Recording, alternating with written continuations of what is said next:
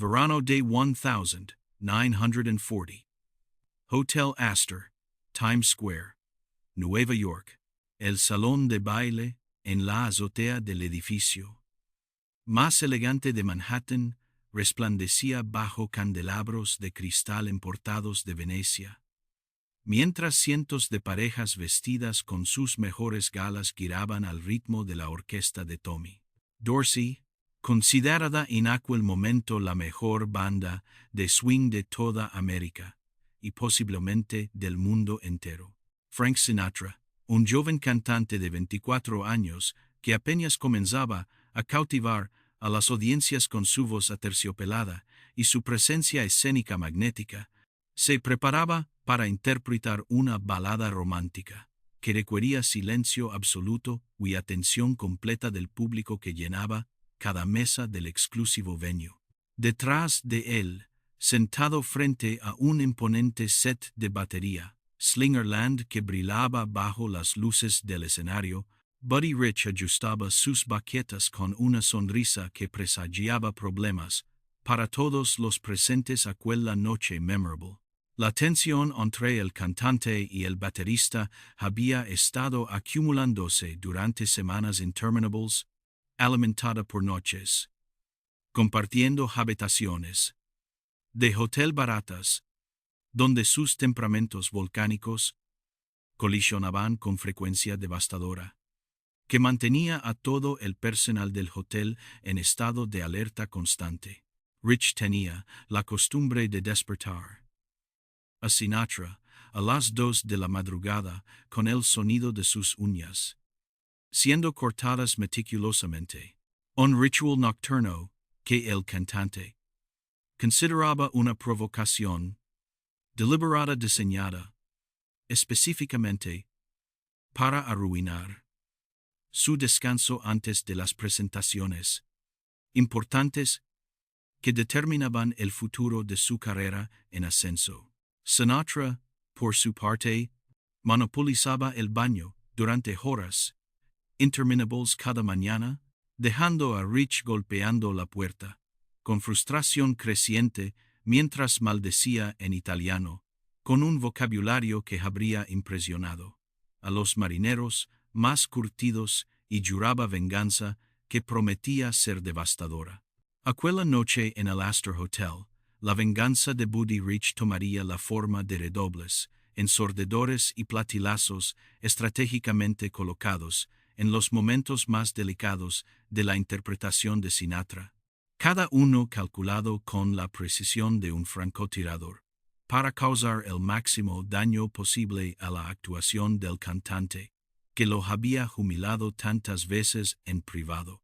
Cada vez que el cantante intentaba sostener una nota larga que requería el silencio reverente de la orquesta, cada vez que buscaba crear un momento de intimidad emocional con el público elegante, que había pagado fortunas por estar presente, Rich atacaba sus tambores con una ferocidad que hacía imposible escuchar la voz que estaba destinada a convertirse en la más famosa del siglo XX.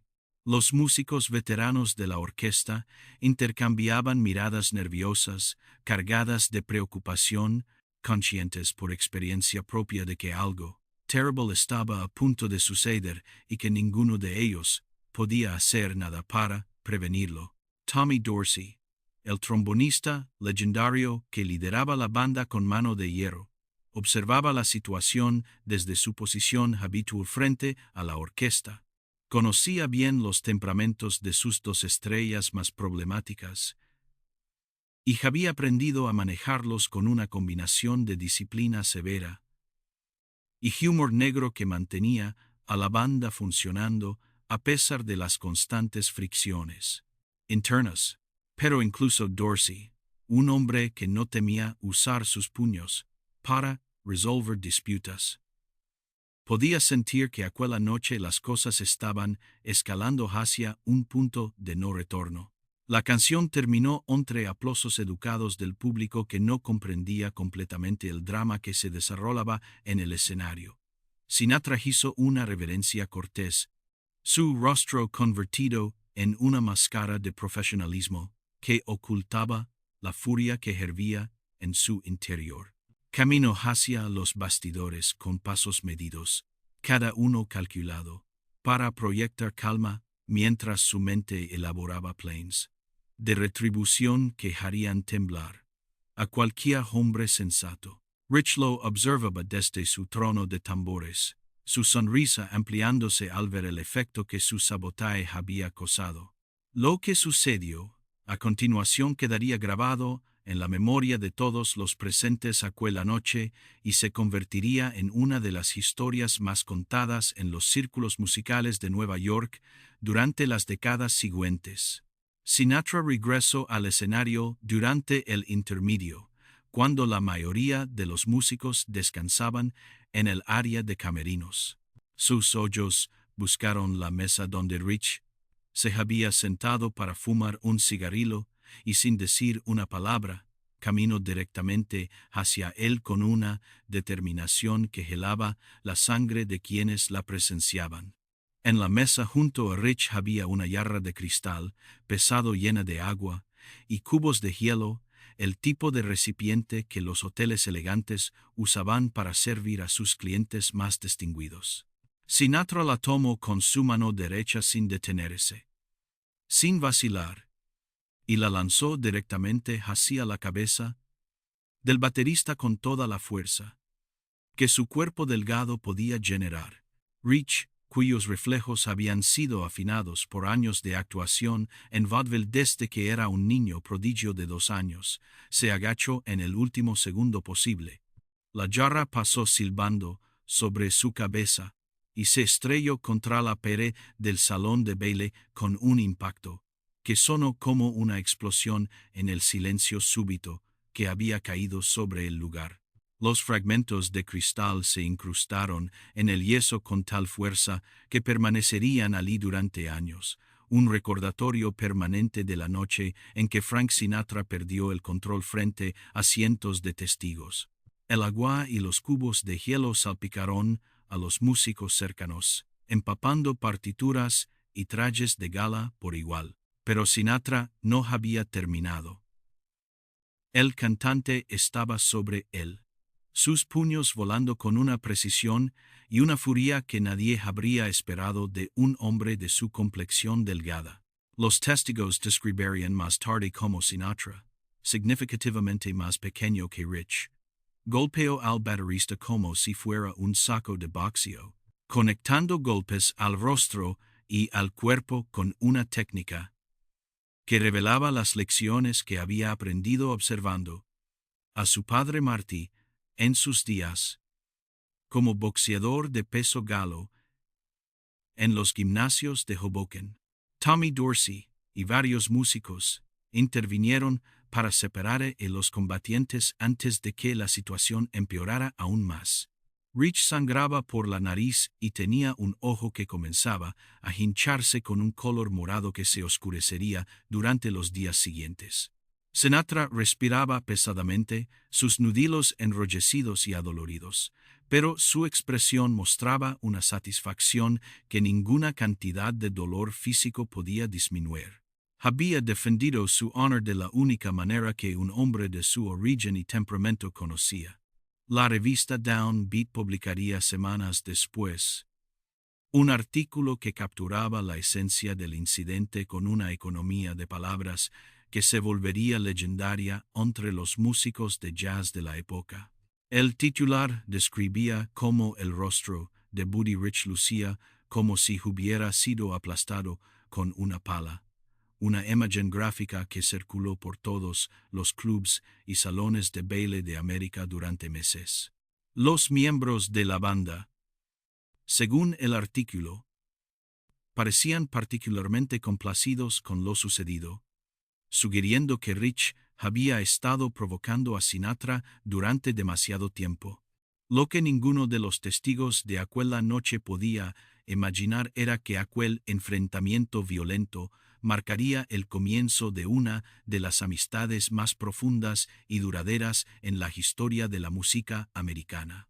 La jarra de cristal que Sinatra lanzó contra Rich no destruyó una relación.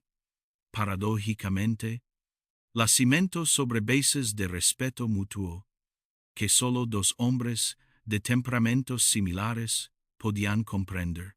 Habían medido sus fuerzas y se habían encontrado dignos el uno del otro. Francis Albert Sinatra había nacido el 12 de diciembre de 1915 en un apartamento sobre una taberna en Hoboken, Nueva Jersey, en circunstancias que casi le costaron la vida antes de que pudiera dar su primer grito. El parto fue tan traumático que los médicos tuvieron que usar forceps para extraer al bebé de casi 6 kilogramos del cuerpo de su madre Dali, dejándole cicatrices permanentes en el rostro y el oído izquierdo, que lo acompañarían toda su existencia y eventualmente lo descalificarían del servicio militar durante la Segunda Guerra Mundial. El bebé no respiraba. Cuando finalmente emergió al mundo, el médico lo declaró muerto mientras se concentraba en salvar la vida de la madre, que sangraba profusamente. Fue la abuela de Sinatra, una partera experimentada que había traído al mundo a cientos de niños en el vecindario italiano de Hoboken, quien se negó a aceptar el veredicto médico. Tomó al bebé, aparentemente sin vida, y lo colocó bajo el corro de agua fría del fregadero de la cocina, un método brutal, pero efectivo que finalmente obligó a los pulmones del recién nacido a contraerse y buscar aire. Aquella entrada dramática al mundo establecería el patrón para una vida que nunca aceptaría los límites que otros intentaban imponerle, que lucharía contra cada obstáculo con una ferocidad que sus oponentes raramente anticipaban. El niño de Hoboken crecería para convertirse en el cantante más influyente de su generación, pero también en un hombre de temperamento volcánico que resolvía sus conflictos con los puños antes que con las palabras, un legado directo de las calles duras donde había aprendido a sobrevivir. La infancia de Sinatra en Hoboken fue una preparación perfecta para las batallas que enfrentaría más tarde en su vida profesional. Las calles del lado italiano de la ciudad estaban controladas por pandillas que demandaban respeto y castigaban cualquier signo de debilidad con una crueldad que no hacía concesiones a la edad o las circunstancias. Frank aprendió temprano que la única forma de sobrevivir era proyectar una confianza que no siempre sentía y responder a cualquier provocación con una violencia que desalentara futuros ataques. Su padre Marty había sido boxeador de peso galo en los gimnasios locales antes de conseguir trabajo como bombero en el departamento de Hoboken. Aunque nunca alcanzó la fama como peleador profesional, Marty había absorbido las lecciones fundamentales del ring. Mantén la guardia alta. Golpea primero cuando sea posible, y nunca dejes que tu oponente vea que te ha lastimado. Estas lecciones las transmitió a su único hijo de maneras sutiles pero efectivas que formarían el carácter del futuro cantante. Frank descubrió la música como un escape de la violencia que lo rodeaba y como un camino hacia un tipo diferente de respeto. Escuchaba discos de Bing Crosby durante horas, memorizando cada inflexión vocal, cada pausa dramática, cada respiración que el crooner más famoso de América utilizaba para cautivar a sus audiencias. A los 15 años, después de ver a Crosby actuar en vivo en un teatro de Jersey City, Sinatra tomó la decisión que definiría su existencia. Él sería cantante, y no cualquier cantante, sino el mejor que el mundo jamás hubiera conocido. Dolly Sinatra era una mujer formidable que dominaba no solo su hogar, sino también gran parte de la política local de Hoboken, a través de su trabajo como partera y su conexión con la maquinaria del Partido Demócrata. Él decidió desde el principio que su único hijo tendría todas las oportunidades que ella nunca había tenido. Trabajo incansablemente para proporcionarle ropa elegante, dinero de bolsillo, que lo distinguían de los otros niños del vecindario. Frank creció siendo el chico mejor vestido de su cuadra, pero también el más solitario. Antes de continuar con esta investigación, asegúrate de suscribirte a este canal y activar la campana de notificaciones. Lo que estás a punto de descubrir involucra una rivalidad legendaria entre dos de los músicos más temperamentales de la era del swing. Una pelea violenta en uno de los hoteles más elegantes de Nueva York, y una amistad que sobrevivió décadas de peleas, reconciliaciones y momentos de ternura que nadie habría anticipado. Al final de esta historia, comprenderás cómo el hombre que lanzó una yarra a la cabeza de su baterista terminó financiando su carrera, visitándolo diariamente en el hospital y pronunciando su elogio fúnebre con lágrimas rodando por sus mejillas. Bernard Buddy Rich había nacido el 30 de septiembre de 1917 en Brooklyn, Nueva York, en el seno de una familia de artistas de vaudeville, que reconocieron su talento rítmico antes de que pudiera caminar. Su padre, Robert, notó que el bebé podía mantener un ritmo constante golpeando cucharas contra la mesa cuando apenas tenía un año de edad. Una habilidad tan extraordinaria que decidió incorporarlo al acto familiar apenas pudiera sostenerse en pie frente a un público. En los 18 meses, Buddy Rich ya actuaba en escenarios de vaudeville bajo el nombre artístico de Baby Traps, The Drum Wonder, un niño prodigio que asombraba a las audiencias con su capacidad innata para producir ritmos complejos sin haber recibido una sola lección formal de música. Para cuando cumplió 4 años, era el segundo artista infantil mejor pagado del mundo, superado únicamente por Jackie Coogan, el niño que había protagonizado películas junto a Charlie Chaplin y que eventualmente interpretaría al tío Fester en la serie de televisión Los Locos Adams. La infancia de Rich en los escenarios de vaudeville le enseñó lecciones que ninguna escuela podía proporcionar.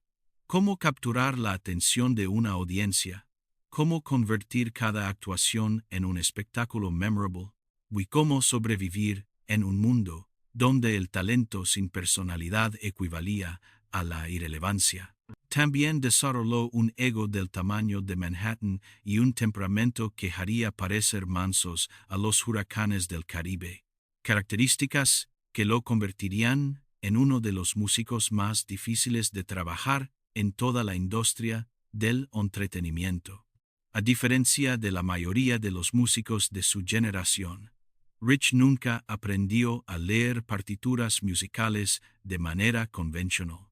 Su método consistía en escuchar las partes de batería interpretadas por otros durante los ensayos y luego reproducirlas de memoria con una precisión que asombraba a los directores de orquesta más exigentes. Era un genio intuitivo que podía absorber arreglos complejos después de escucharlos una sola vez, una habilidad que compensaba cualquier deficiencia técnica en la lectura musical formal. Su temperamento legendario se manifestaba de maneras que aterrorizaban a los músicos que trabajaban bajo su dirección.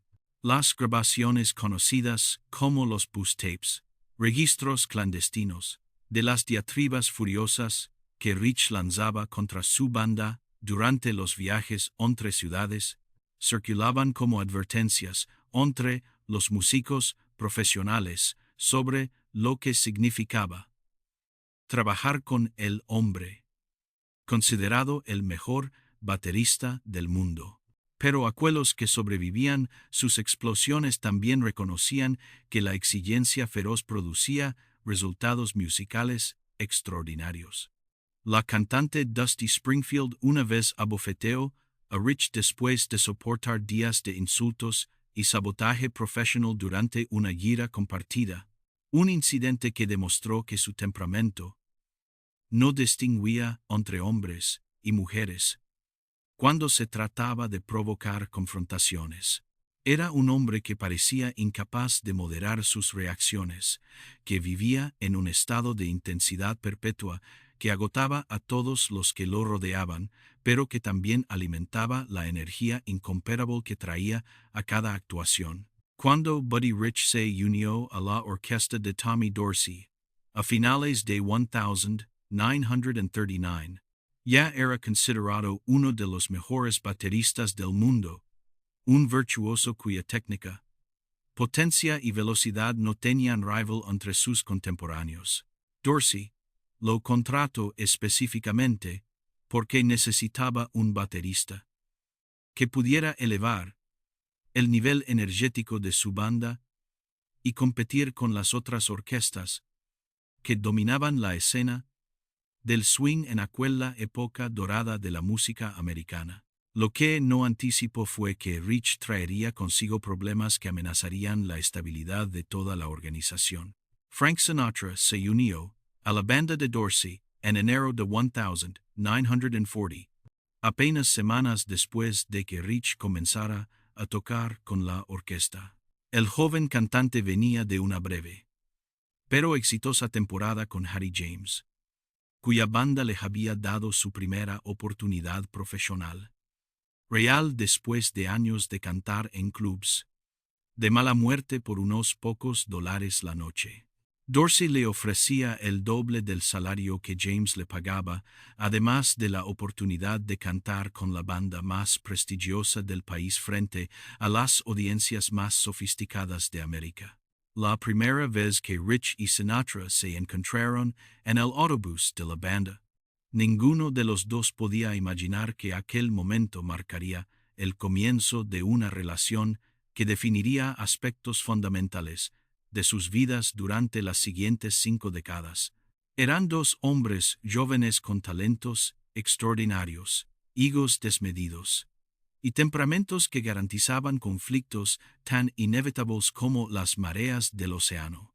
Lo único que faltaba por determinar era cuánto tiempo pasaría antes de que la primera explosión sacudiera los cimientos de la orquesta de Tommy Dorsey. Las primeras semanas transcurrieron sin mayores incidentes mientras ambos artistas se medían mutuamente, evaluando fortalezas y debilidades, como boxeadores en los primeros rounds de una pelea que sabían que eventualmente tendría que decidirse. Sinatra observa cómo Rich dominaba la batería con una autoridad que demandaba atención incluso cuando la orquesta tocaba las baladas más suaves. Rich notaba cómo las mujeres del público suspiraban cada vez que Sinatra se acercaba al micrófono, una reacción que despertaba en el baterista una mezcla de admiración y celos profesionales. La competencia por atención era inevitable en una banda donde tanto el cantante como el baterista se consideraban estrellas de igual magnitud, merecedoras del protagonismo absoluto. Sinatra creía firmemente que su voz debía ser el centro indiscutible de cada presentación, que los músicos existían para realzar sus interpretaciones vocales magistrales y no para competir con ellas por la atención del público que había pagado para escucharlo cantar. Rich, por su parte, había pasado toda su vida siendo el centro de atención desde que era un niño prodigio en los escenarios de vaudeville y no tenía absolutamente ninguna intención de ceder ese espacio privilegiado y un cantante flacucho de Jersey que apenas comenzaba a hacer su nombre en el negocio del entretenimiento. Tommy Dorsey observaba esta dinámica volátil con una mezcla de fascinación profesional y preocupación genuina que solo un líder de banda experimentado en manejar personalidades difíciles podía comprender completamente. Por un lado, La tensión constante entre sus dos estrellas más problemáticas generaba una energía eléctrica innegable que elevaba cada presentación en niveles de intensidad que ningún ensayo cuidadoso podía producir artificialmente. Por otro lado, la misma tensión explosiva amenazaba con detonar en cualquier momento, sin previo aviso y destruir completamente la cohesión artística que había costado años de trabajo duro construir dentro de la orquesta más exitosa de América. El estilo de liderazgo de Dorsey combinaba la disciplina militar con un sentido del humor negro que mantenía a sus músicos en un estado de alerta constante. No dudaba en amenazar con despedir a cualquiera que pusiera en peligro la reputación de la banda, y todos sabían que sus amenazas no eran vacías. Había construido la mejor orquesta de swing de América a través de una combinación de talento excepcional y mano de hierro, y no permitiría que dos egos descontrolados destruyeran lo que había creado. La decisión de Tommy Dorsey de hacer que Rich y Sinatra compartieran habitación durante las giras fue probablemente el error de juicio más significativo de su carrera como líder de banda. Era una medida de economía que parecía sensata en papel pero que ignoraba completamente la realidad de juntar a dos personalidades volcánicas en espacios reducidos durante semanas consecutivas. El resultado fue una serie de confrontaciones que comenzaron con discusiones sobre quién usaba el baño primero y escalaron hasta peleas que dejaban muebles destrozados y paredes agujereadas. El incidente de las uñas a las 2 de la madrugada se convirtió en la gota que colmó el vaso de la paciencia de Sinatra.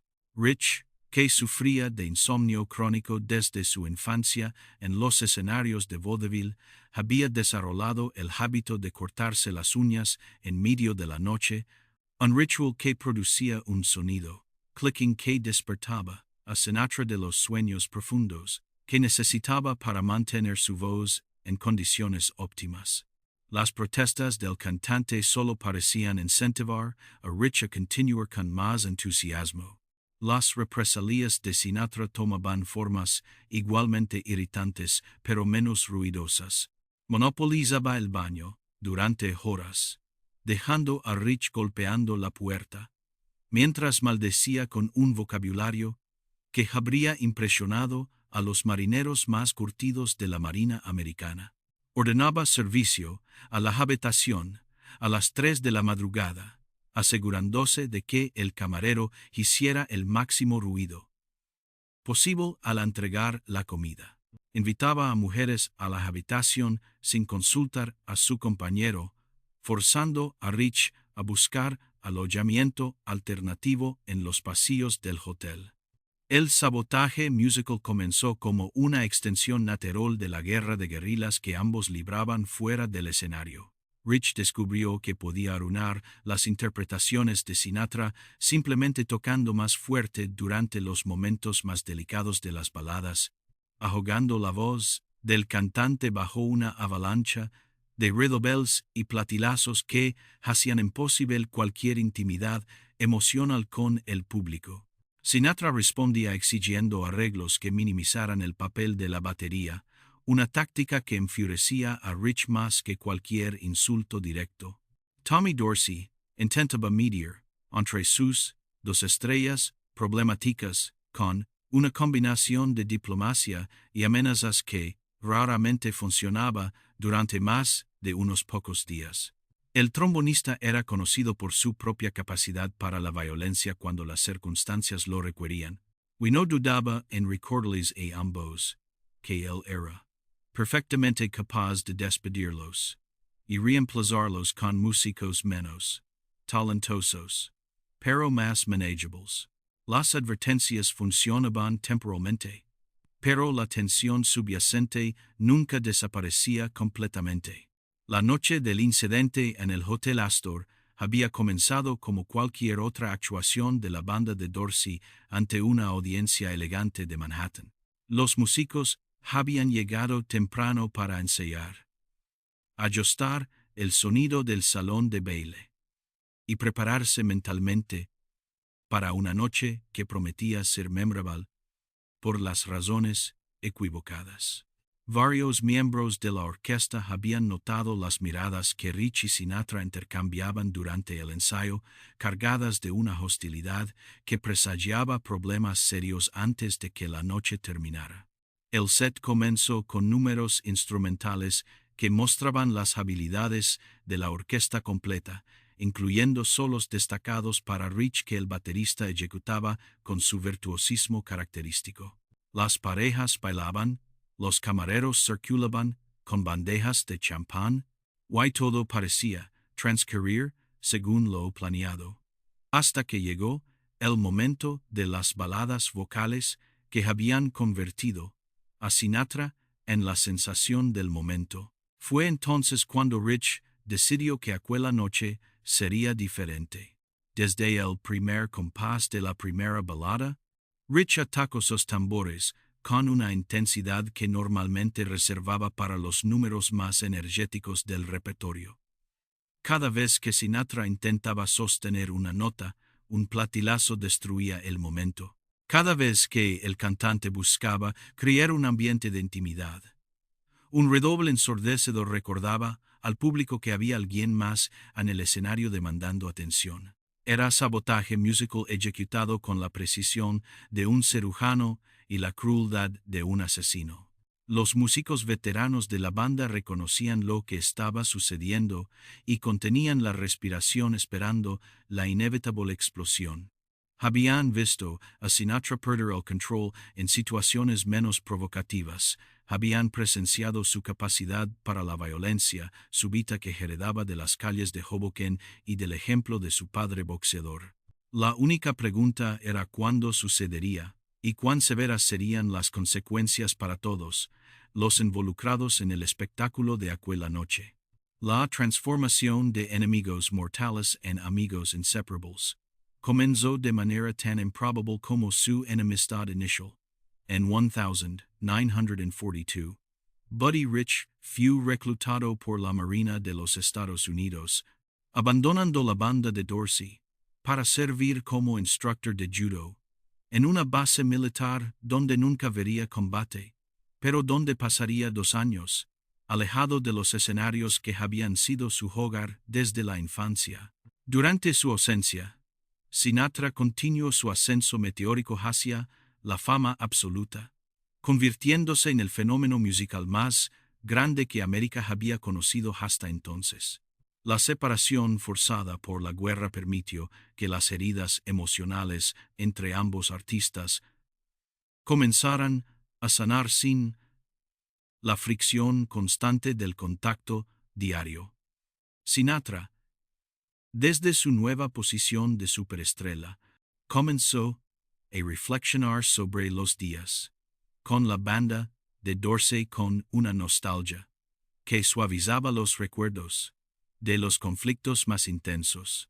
Rich, en la disciplina estructurada de la vida militar, tuvo tiempo de considerar que su comportamiento durante aquellos años podría haber sido innecesariamente provocativo.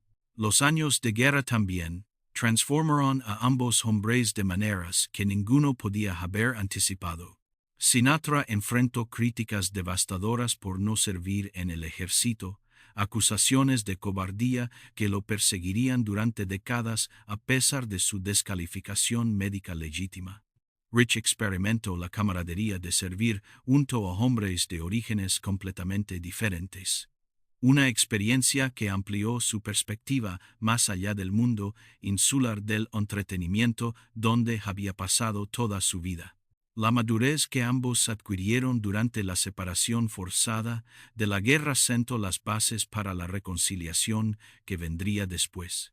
Ya no eran los jóvenes impetuosos que habían peleado en el Hotel Astor, eran hombres que habían experimentado la fragilidad de la fama y la certeza de la mortalidad. Estas experiencias compartidas, aunque vividas por separado, crearon un terreno común, donde la amistad finalmente podía florecer. Cuando Rich regresó del servicio militar en 1944, el mundo de la música había cambiado dramáticamente. Sinatra ya no era simplemente un cantante de banda. Era una superestrella que provocaba histeria masiva entre las adolescentes, que se desmayaban durante sus presentaciones en el Teatro Paramount.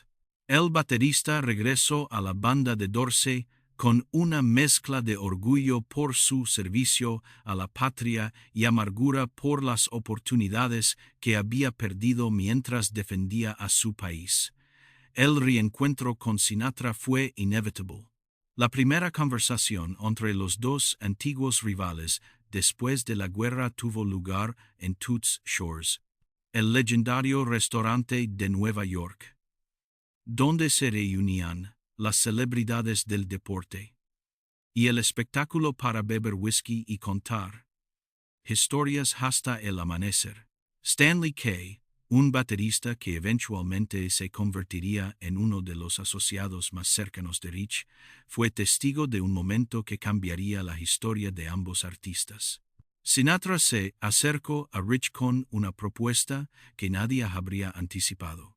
Las palabras exactas que Sinatra pronunció aquella noche han sido preservadas por múltiples testigos que las consideraban demasiado significativas para olvidar.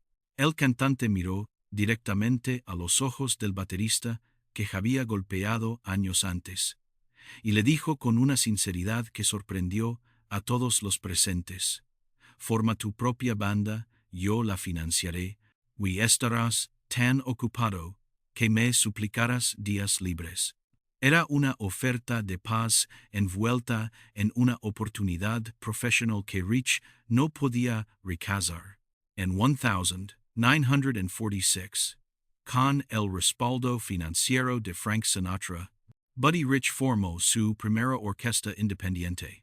La banda tocaba regularmente en el Apollo Theater de Harlem, con Sinatra ocasionalmente proporcionando voces de respaldo como un gesto de amistad que habría parecido inconcebible para cualquiera que hubiera presenciado la pelea en el Hotel Astor apenas 6 años antes.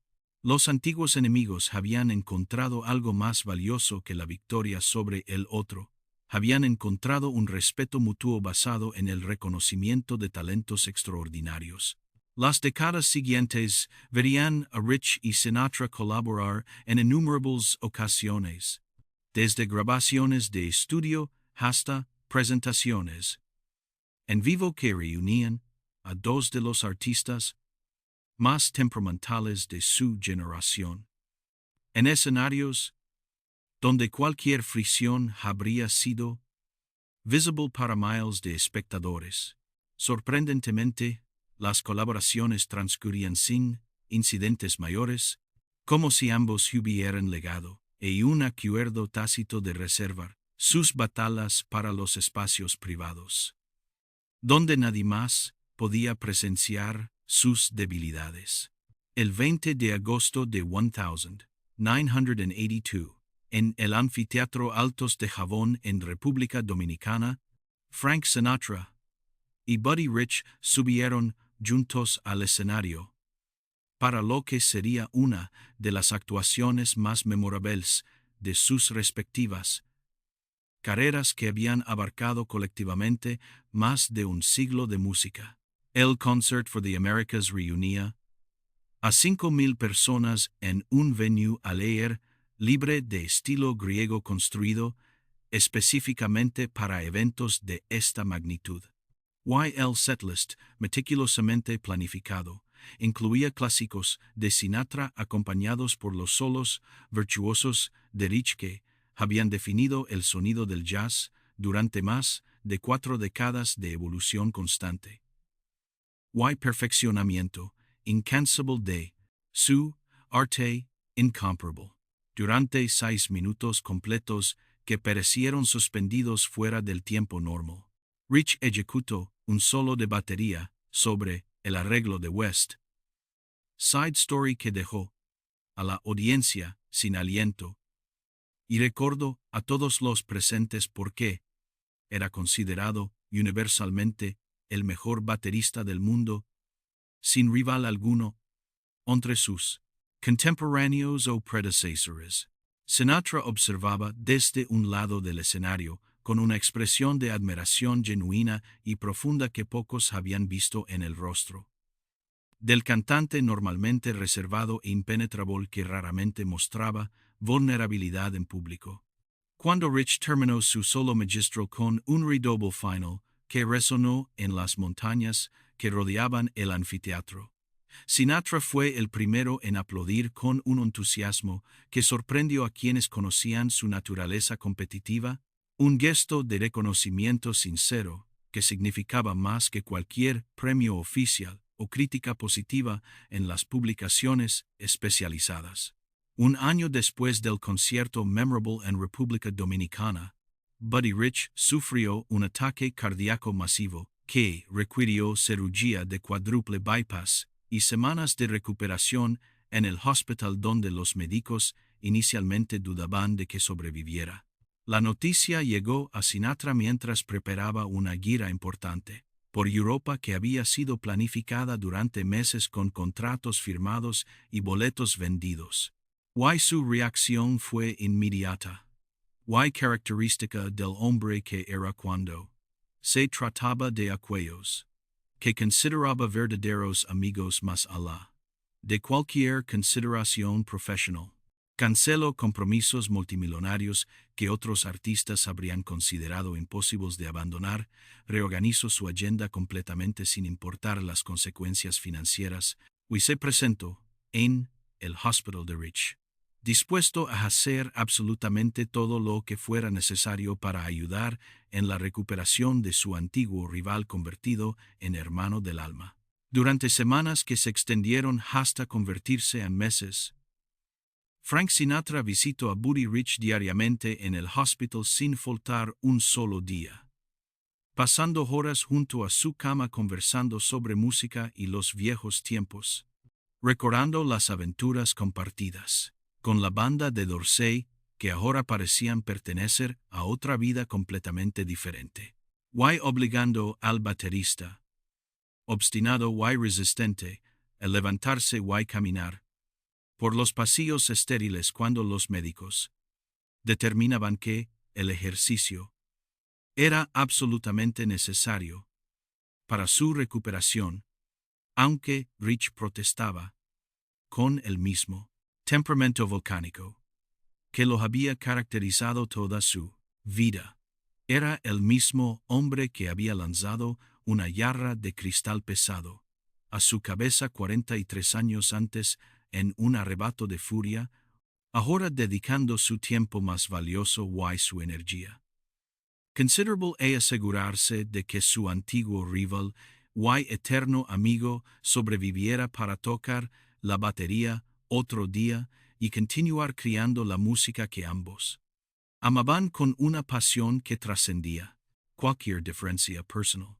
Los músicos que conocían la historia de ambos artistas observaban esta transformación con una mezcla de asombro y comprensión que solo aquellos que habían vivido vidas similares podían experimentar.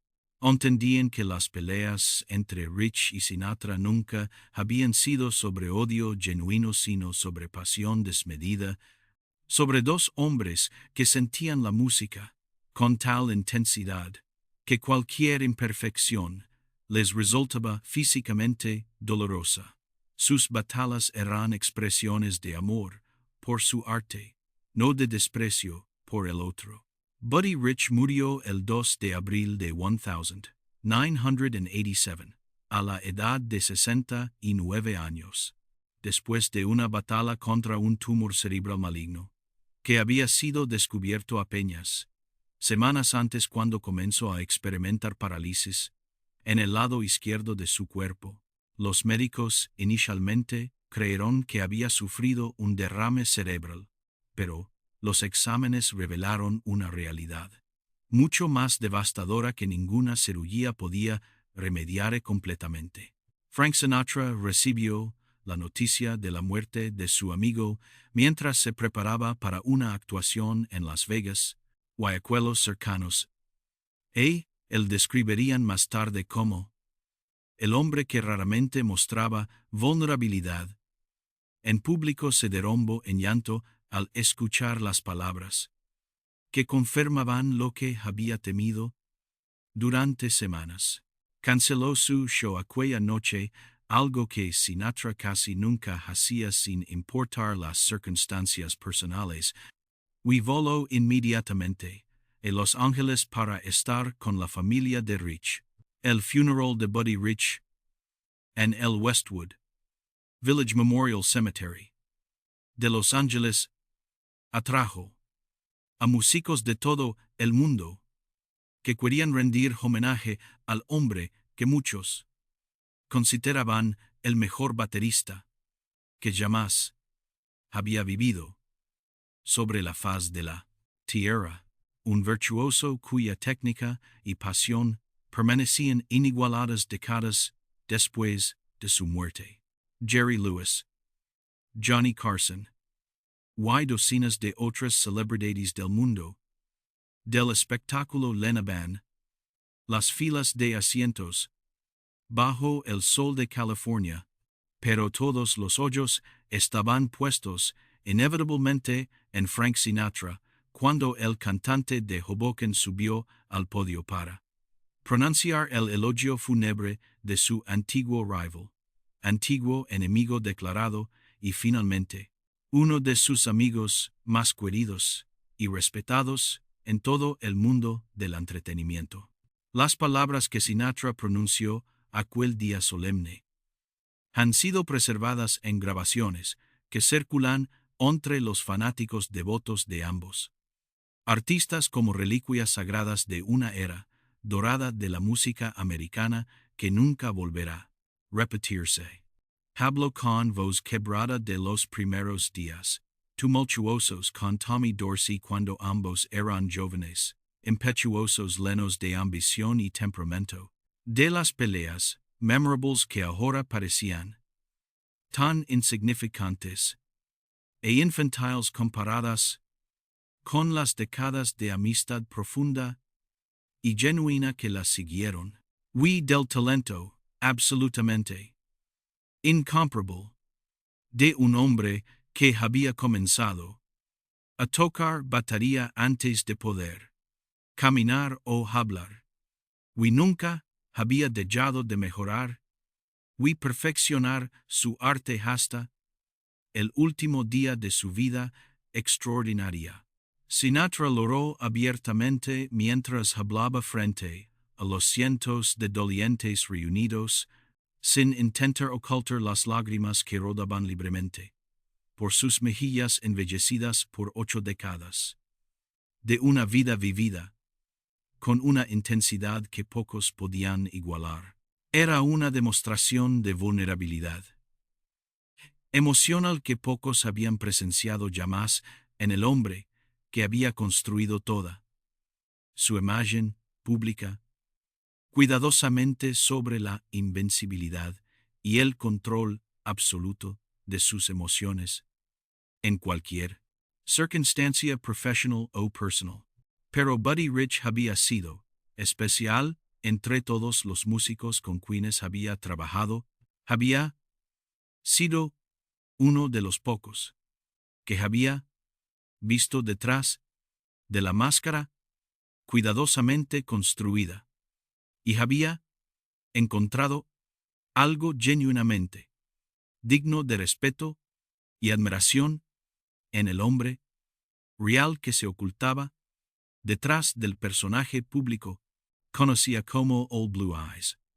Años después del funeral emotivo de Buddy Rich que había marcado el final de una era, Frank Sinatra murió el 14 de mayo de 1998 a la edad de 82 años en el Centro Médico Cedars-Sinai de Los Ángeles, la misma ciudad donde había alcanzado las cimas más altas de la fama mundial. Sus últimos años habían sido difíciles, y dolorosos de presenciar para quienes lo amaban, marcados por problemas de memoria que lo dejaban confundido en medio de canciones que había interpretado miles de veces, actuaciones erráticas que preocupaban profundamente a su familia y fanáticos más devotos, y una fragilidad física evidente que contrastaba dramáticamente con la imagen de vitalidad indestructible que había proyectado durante toda su carrera legendaria en el escenario mundial. Pero incluso en sus momentos más oscuros, cuando el Alzheimer amenazaba con borrar los recuerdos más preciados, seguía contando historias sobre Buddy Rich con una sonrisa que iluminaba su rostro cansado y revelaba la profundidad de una amistad que ni siquiera la enfermedad podía destruir completamente. El legado de la rivalidad épica y la amistad transformadora entre Sinatra y Rich continúa resonando en la cultura musical americana y mundial décadas después de que ambos abandonaron este mundo para reunirse quizás en algún salón de baile celestial donde las jarras de cristal ya no vuelan y la música fluye sin interrupciones ni conflictos de ego. Sus grabaciones juntos desde los días turbulentos con Tommy Dorsey hasta el Concert for the Americas, que marcó el pináculo de su colaboración artística, representan algunos de los momentos más vibrantes y emocionalmente cargados en la historia del jazz y la música popular americana. La energía eléctrica que fluía entre el cantante y el baterista, incluso cuando esa energía tomaba la forma destructiva de jarras, volando por el aire y puños conectando con rostros, creaba una magia escénica, imposible de replicar, que ningún arreglo cuidadosamente planificado por los mejores directores musicales del mundo podía igualar, ni remotamente. Los músicos jóvenes que estudian la historia fascinante del jazz inevitablemente encuentran la historia de la pelea legendaria en el Hotel Astor y se preguntan con genuina curiosidad cómo dos hombres que se odiaban tan visiblemente pudieron eventualmente convertirse en amigos tan cercanos y leales, que permanecieron unidos hasta el final de sus días. La respuesta sugieren aquellos que conocieron a ambos artistas personalmente y presenciaron la evolución de su relación a lo largo de las décadas, radica en la naturaleza misma de la pasión desmedida que los definía como individuos y como artistas. Eran hombres que sentían absolutamente todo con una intensidad abrumadora que la mayoría de las personas nunca experimentarán en toda su existencia, intensidad emocional extraordinaria. Se aplicaba tanto al amor como al odio con igual fervor e idéntica profundidad de sentimiento genuino. La jarra de cristal, Waterford, que Sinatra lanzó aquella noche, memorable en el Astor Hotel, representa algo significativamente más profundo que un simple momento de violencia impulsiva motivada por la frustración artística. Representa la honestidad brutal y sin filtros que caracterizaba las relaciones entre artistas de aquella época dorada de la música americana. La disposición valiente de confrontar los conflictos directamente en el momento, en lugar de permitir que se pudrieran bajo la superficie de sonrisas falsas y cortesía profesional vacía.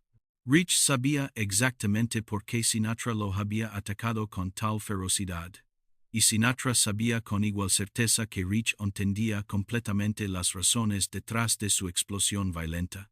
Esa claridad de comunicación brutal, paradójicamente, permitió que la amistad genuina floreciera sobre las cenizas del conflicto inicial. Irv Cutler, el baterista, que eventualmente reemplazaría a Rich como el músico de percusión preferido de Sinatra durante décadas de colaboración. Una vez observó que la relación entre Frank y Buddy era como un matrimonio de aquellos que duran toda la vida. Tenían sus peleas, sus momentos de no hablarse.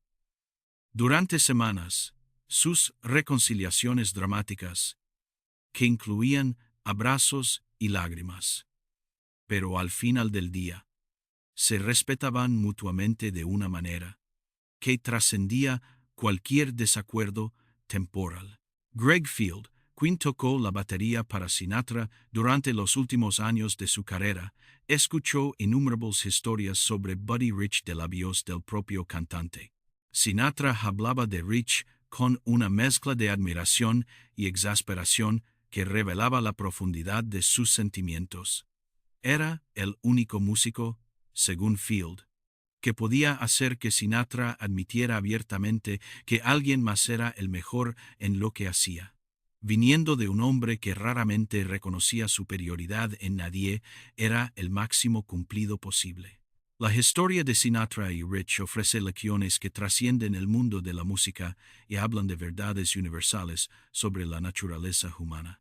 Demuestra que las primeras impresiones pueden ser engañosas, que los conflictos más intensos a veces ocultan las conexiones más profundas, y que la capacidad de perdonar y evolucionar es lo que distingue en las relaciones significativas de aquellas que se desvanecen con el tiempo. Ambos hombres podrían haber elegido el rencor permanente.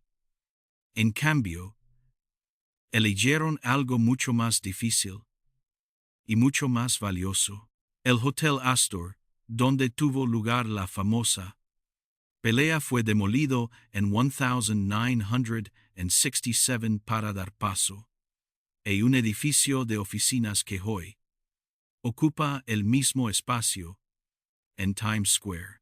Los fragmentos de cristal que quedaron incrustados en la pared del salón de ballet desaparecieron junto con el edificio que los contenía. Pero la historia de aquella noche continúa siendo contada en libros, documentales y conversaciones entre músicos que reconocen en ella algo esencial sobre la naturaleza del arte y aquellos que lo crean. Las generaciones de músicos que han seguido a Rich y Sinatra estudian su relación como un modelo de cómo las rivalidades profesionales pueden transformarse en colaboraciones fructíferas. En una industria donde los egos frecuentemente destruyen bandas y carreras, la capacidad de estos dos hombres de trascender su animosidad inicial representa una lección invaluable sobre la madurez artística y personal. Sus peleas fueron reales, pero su amistad final fue igualmente genuina y mucho más duradera. Los archivos de las compañías discográficas contienen cientos de grabaciones, donde la voz de Sinatra y la batería de Rich se entrelazan en armonías que solo dos artistas de su calibre podían crear. Cada nota, cada compás, cada momento de silencio calculado representa el producto de décadas de evolución personal y professional, que comenzó con una jarra de cristal volando a través de un salón de ballet elegante. La violencia inicial fue solo el prólogo de una historia mucho más rica y compleja. Johnny Carson, quien fue amigo cercano de ambos artistas y frecuentemente los presentaba en su programa nocturno, una vez observó que Rich y Sinatra eran como hermanos que peleaban constantemente, pero que defenderían al otro hasta la muerte si alguien externo los amenazara. Era una descripción que capturaba perfectamente la dinámica paradójica de su relación, la combinación de competencia feroz y lealtad inquebrantable que los definía como individuos y como colaboradores artísticos. La industria de la música ha cambiado dramáticamente desde los días cuando Sinatra y Rich dominaban los escenarios de América. Las grandes bandas de swing han dado paso a formatos más pequeños y económicos. Las giras en autobuses destartalados han sido reemplazadas por jets privados, while los salones de baile elegantes han cedido ante arenas deportivas, que albergan a decenas de miles de espectadores. Pero las lecciones que su relación ofrece sobre el talento, el temperamento y la transformación personal permanecen eternamente relevantes. Descansa en paz. Frank Sinatra, el niño de Hoboken, que aprendió a pelear antes de aprender a cantar y que nunca olvidó ninguna de las dos habilidades. Descansa en paz. Buddy Rich, el prodigio de Brooklyn que convirtió la batería en un instrumento capaz de expresar las emociones más complejas del alma humana con una técnica que ningún otro baterista ha logrado igualar en los 100 años desde su nacimiento.